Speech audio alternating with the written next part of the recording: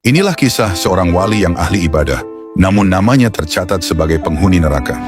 Di suatu masa, di tengah para ahli ibadah dan tokoh sufi, nama Syekh Abdul Aziz Ad-Dabbagh dikenal sebagai seorang wali yang ketulusannya jarang tertandingi.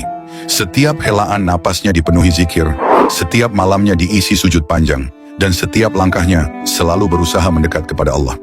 Ia beribadah bukan untuk mengejar pahala, bukan pula karena takut siksa, tetapi semata karena cinta dan penghormatan kepada Sang Pencipta. Namun di balik kemuliaannya itu, tersimpan sebuah rahasia takdir yang mengejutkan para malaikat.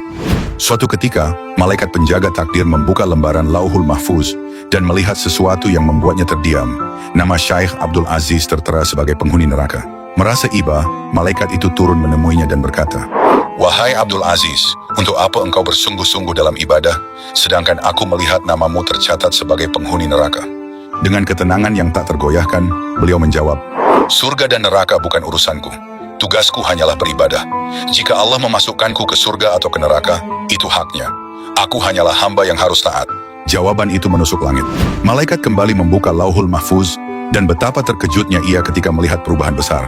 Allah telah mengganti takdir Syekh Abdul Aziz menjadi penghuni surga karena keikhlasannya yang murni tanpa pamrih. Malaikat itu kembali membawa kabar gembira.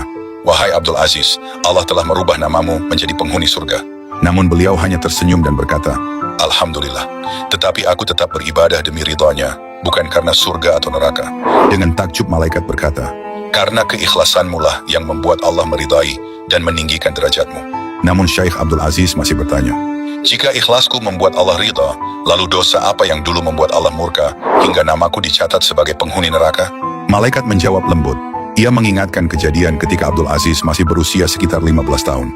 Suatu malam ia mendengar ibunya berjalan menuju kamarnya untuk memintanya ke pasar. Ia pura-pura tidur agar tidak disuruh. Ketika ibunya melihatnya tertidur, ia merasa kasihan dan membatalkan niatnya. "Karena engkau membohongi ibumu, Allah murka dan menuliskanmu sebagai penghuni neraka," kata malaikat. Mendengar itu, Syekh Abdul Aziz menangis dan beristighfar, menyadari bahwa keridaan Allah sangat bergantung pada keridaan orang tua, dan bahwa dosa kecil pada mereka bisa mengguncang takdir seseorang.